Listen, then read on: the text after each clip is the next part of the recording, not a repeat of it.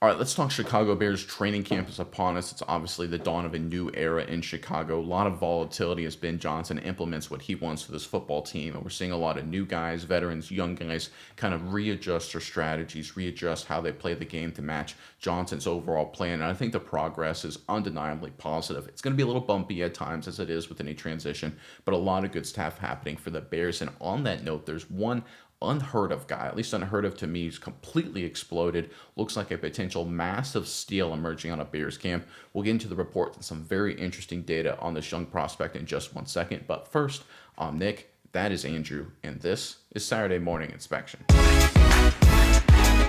All right, the Chicago Bears are obviously a big name franchise with a lot of big name talent. You look, of course, Caleb Williams, DJ Moore. They added a lot of big name guys to the draft, such as first round selection Colston Loveland. We haven't seen much of Luther Burden yet. Hopefully, the injury concerns don't turn out to be long term. But this is a team that has the star power, has the athletic skill set at all the skill positions to be a real force this season as they work to implement Ben Johnson's offense, his strategy for this team going forward.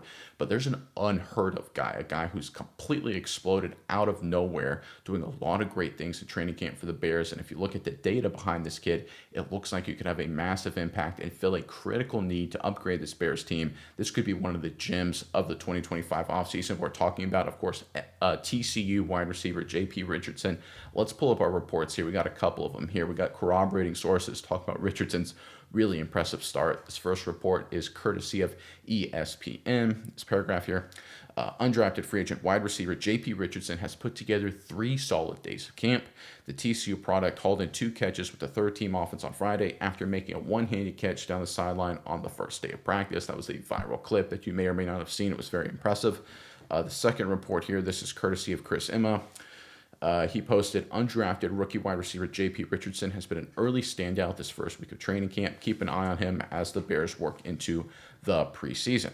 So J.P. Richardson, again, was a solid receiver out of TCU. He actually had a teammate, Savion Williams, who plays for Green Bay now, who got a lot more attention, a lot more buzz. You look at a guy like Richardson, was just a slot receiver primarily. We're talking 80, 90% of his career snaps at TCU, around that number, 70, 80, somewhere around that percentage to be, not to be exact here, was at the slot receiver position. That's where he makes his money, and he has been an impressive force with his hands, with his separation, with his execution very early on in Bears camp. There's been a lot of other Bears players that are trying to figure out the Johnson offense, a lot of young guys, a lot of new guys, been a little bumpy at times. It's a shift, but not for Richardson. He's been very impressive. And what's interesting with this prospect is that he actually fits a critical need for the Chicago Bears offense. So let's get into what I'm talking about here. Let's pull up our first graphic here. This is according to True Media that we were able to put this together. So what we've got here on the x-axis, you got average depth of target, and on the y-axis, you've got yards per reception. To me, this is what we call receiving efficiency, right? In terms of how far I throw the ball downfield on a target basis, how many yards do I get out of it, right? In a sort of base level, you're looking at a marker of 1 for efficiency, right? I throw it to you at 10 yards, you catch it and fall down at 10 yards, 10 divided by 10, that's 1, right? So you want to get more yards out of your target. That's all about getting separation. That's showing a receiver who can get open, who can get space, who then get yards after catch. You look at a guy who can break tackles or make people miss. This is sort of receiving skill, receiving efficiency. You want to have this number be as high as possible. Strategy can come into this as well. Good play calling can really increase this. But you can see on the screen there, the Bears, I've got that circled in blue with an arrow pointing to it. They were well below what you would expect in terms of efficiency. They're right about average in terms of average depth of target, again, the x-axis, but they're well below average, their yards per reception, based on their average depth of target. I mean, they're right next to the Cleveland Browns, right? That's not a good position to be in, folks. If your offensive efficiency is very close to where Cleveland was, that is a real problem. And obviously it wasn't because of talent necessarily. I think there was a lot of issues, though, with finding the right pieces to address certain roles. And here's where it gets interesting. If you look at J.P. Richardson, and let's go to our next chart here to highlight exactly what I'm talking about. You can see J.P. Richardson's efficiency, and we've got it on the screen in front of you. It's the same chart, but you can see the arrow pointing to where J.P. Richardson, if it was just himself, where he would show up on this chart, right? well above average, exceptionally above average in terms of efficiency, yards per reception versus average depth of target. So again, this is exactly what the Bears need. They need to become more efficient at the receiver position. I'm not saying guys like DJ Moore or Romo Dunes that they're not very good. I'm just saying that as an overall offense, they're not very efficient with their touches, with their receptions. I think a big part of that is because they have to use guys like DJ Moore in maybe more slot roles or those kind of routes and those kind of concepts, or use guys who aren't suited for that, and they're not very good at those. And so your efficiency drops. A guy like JP Richardson can make this team and be a guy who, again, we're not talking about catching a lot of passes, 30, 40, maybe, but in very specific roles where he can be hyper efficient. And I think that's what the Bears really need to focus on, and they are focusing on this training camp. It's not making the big plays and the highlight plays. We know Caleb Williams can do that. We know DJ Moore can do that. We can know a lot of these guys on this Bears team can do that. It's about being more efficient. It's taking advantage on a per target, per snap basis. That's what Richardson is showing in practice so far, and that's what the data shows the Bears need, and that's exactly what the data also shows JP Richardson can provide. I think the Bears got themselves a massive potential undrafted free agent steal here. Again, he's not gonna catch 100 balls this season or be an all-pro or anything like that, but just another piece in the puzzle to improve the Bears' efficiency. I think is a great find. Good job by Poles. Good job by Johnson getting this guy into the fold. He's definitely a guy to keep an eye on over the course of training camp. All right, Miles, I'm curious what your thoughts are on all of this. But first, Bears fans, in the comment section below, we're talking slot wide receivers here. JP Richardson taking on that mantle for the Bears offense. I'm going to ask you guys this question. Who, in your opinion, is the greatest Bears slot wide receiver of all time? Kind of an interesting question. Could be a little challenging, just kind of a very niche role, but give us your opinion here. Who is the greatest Bears slot wide receiver of all time? Put them in the comment section below. And while you're down there, make sure you sign up for our weekly newsletter courtesy of the Substack platform. There's a link in the description box below. 100% free, doesn't cost you anything, it's just extra content. We even highlight the best comments of the week. So if you have a great comment, you may find yourself in there. So make sure you sign up for it. Again, link in the description box below. But enough from me, Mize, over to you now. What are your thoughts on this latest out of Chicago? Yeah, Nick, I think this receiver out of TCO looked really good. Richardson doing a lot of great things. It's impressive because a lot of times when we hear about these lower drafted rookies, you hear about one big day that they have and you might not hear about them for another week or two. But this is a guy that has had 3 straight days in a row looking really, really good. I think that's great news for the Bears that this guy is consistent. He's really getting it, and it's more of a real deal than a one-time type of thing. So I'm loving that so far, and I think there's a couple factors that play into all of this. This is a guy who, he's a grown-up. We talk about it all the time on this channel. If you transfer schools and can do well, do great in that aspect, it shows very well for you as a receiver who can pick up different offenses and things like that. And this is a guy, started out Oklahoma State, transferred over to TCU.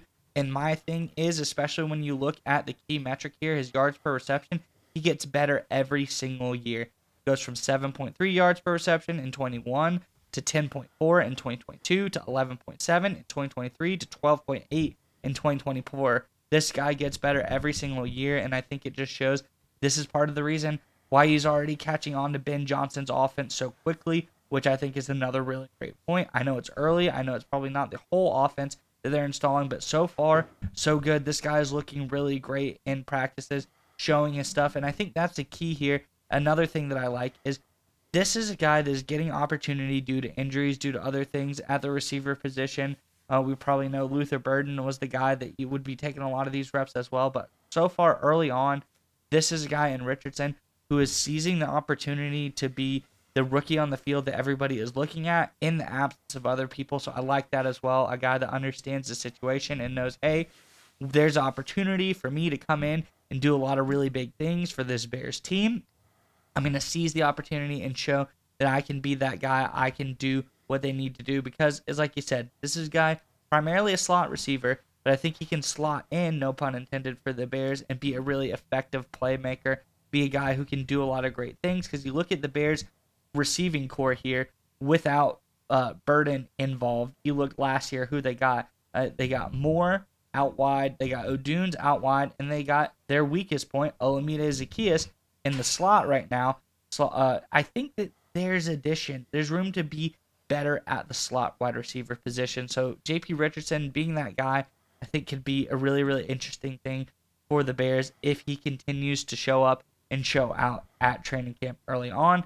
And I think the other thing here is just generally the Bears, they were good last year. There's a lot of improvement. We saw things that we liked. Caleb Williams looked talented. There's going to be a heck of a lot of improvement this year, I believe. But when you look at the Bears, especially in their receiving grades last year, they weren't too hot. They were 27th in the NFL. So anything they can do, we know they have talented receivers. We know it's probably a scheme thing. They need to get a better offense involved running in that aspect. But anything that can add on to this receiving core to make them incrementally better, I think is going to be a big benefit for them. And when you look at the slot position, to me, last year, that was the weakest position on the field. That's something that they could definitely upgrade. So the addition of J.P. Richardson already looking really good early on in camp, I think is a huge win for the Bears, showing that they got some stuff right and are going to continue to be on the upward trend throughout training camp.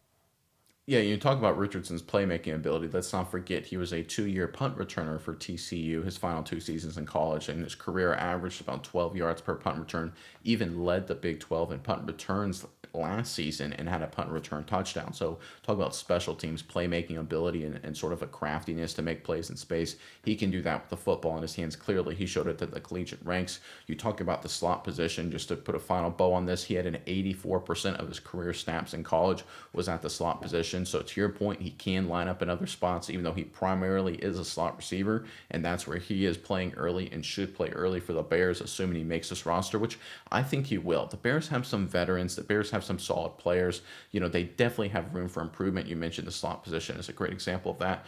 But I think one thing the Bears could really use, and as they get more veteran talented, is to have a guy that is just known for one thing. He's just a niche stud. And you look at J.P. Richardson's a guy who can just get separation and get open and be hyper efficient as a slot receiver.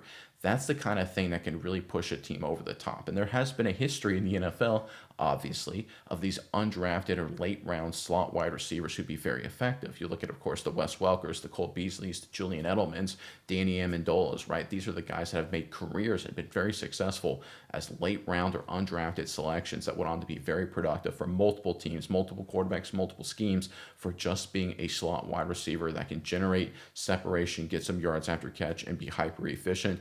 Very valuable to all the quarterbacks they had. And I think that's what Ben Johnson and the Bears probably realized, Antoine Randall and company probably realized they have here potentially J.P. Richardson, a guy that can make Caleb Williams' life easier.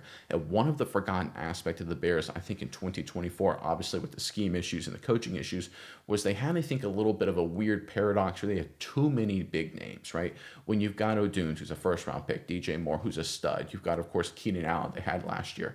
They've got too many guys that are stars that are used to running stars or first-round pick routes, right? There are certain routes, certain combinations that are the big play routes, that are the big opportunities, the deep posts, the deep crosses, that kind of stuff. And there's only one football, right? You can't have 3 number 1 picks, right? Trying to target. It's like a basketball analogy. You can't have 3 top scorers on a team that aren't playing together, right? You can only have one guy as a scorer. You got to have one guy as a rebounder, one guy as a 3-point shooter, whatever, so on and so forth. You look at the Bears now this season, structured, I think, a little differently, and where J.P. Richardson can slide in, again, to his specific niche. Not to be a star guy, not to be a all-pro kind of hyper-productive, hyper-volume guy, but to be hyper-efficient as a productive slot receiver where the opportunities lie. I think that's where he can slide in and do a great job. And so far during training camp, he has shown he can do just that. Like I said earlier, he's definitely a guy to keep an eye on. I think I'm going to bet right now that he makes this team and eventually becomes an impact player for the Chicago Bears.